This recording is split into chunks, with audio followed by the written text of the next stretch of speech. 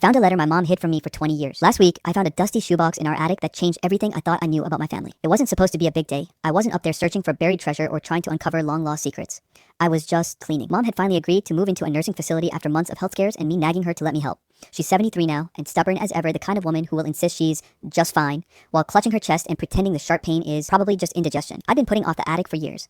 That space was a time capsule of our entire lives, boxes of old Christmas decorations, dusty luggage that hadn't seen an airport since the 90s, and the unmistakable smell of insulation mixed with memories. The air up there was stale, heavy and oddly warm, despite the cool September day outside. The wooden floor groaned under my weight, each step stirring up motes of dust that danced in the weak sunlight streaming through the small, grimy window. I started with the easy stuff labeled boxes, bags of old clothes, toss, keep, donate, but halfway through, in the far corner under a pile of faded quilts, I spotted a battered old suitcase I didn't recognize. It was one of those hard-shell kinds, beige with scuffed corners and a tarnished brass clasp.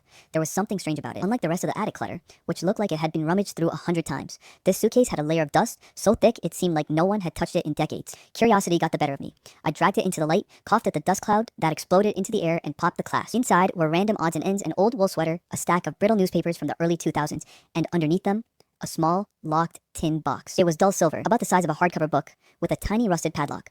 My stomach did that weird flip it sometimes does, when you sense you've stumbled on something you're not supposed to see. I don't know why I didn't just put it aside. Maybe it was the fact that the box was locked at all. Why lock something unless it's worth hiding? I rifled through nearby drawers, found nothing that looked like a key, and finally decided, screw it. One good whack with a hammer I found in Dad's old toolbox, and the lock snapped clean off. The metal lid creaked open, releasing a faint, musty smell like the air inside had been trapped since the early 2000s. Inside was a small stack of papers, some photographs, and a yellowed envelope. My name was written on it in bold, slanted handwriting. At first, I didn't think much of it. Old family letter, maybe something a mom wrote me when I was a kid. But then I noticed the date in the corner 20 years ago and the handwriting. It wasn't Mom's, it was Dad's. The problem? My dad died when I was 4. For a moment, I just sat there, frozen, staring at the envelope. The attic seemed suddenly smaller, the air thicker. My hands felt clammy. Dad's handwriting was something I barely remembered, but it was burned into my brain in the way certain childhood things stick with you.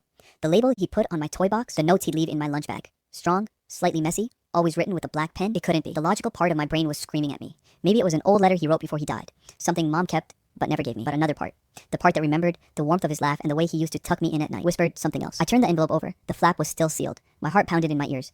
There was no way this had been opened before. That's when the questions started hitting me like a freight train. Why would Mom keep this from me for 20 years? Why hide it in a locked tin box inside an old suitcase buried under quilts? And if Dad really died, why did the letter look like it was written after he was gone? I sat cross-legged on the attic floor, the envelope trembling slightly in my hands. The paper was brittle, the ink faded, but still clear.